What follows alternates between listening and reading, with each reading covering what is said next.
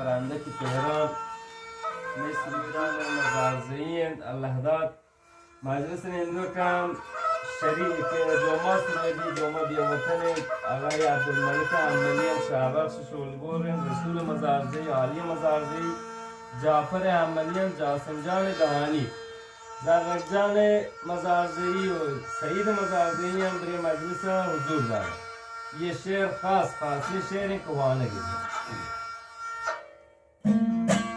مثل انار مشی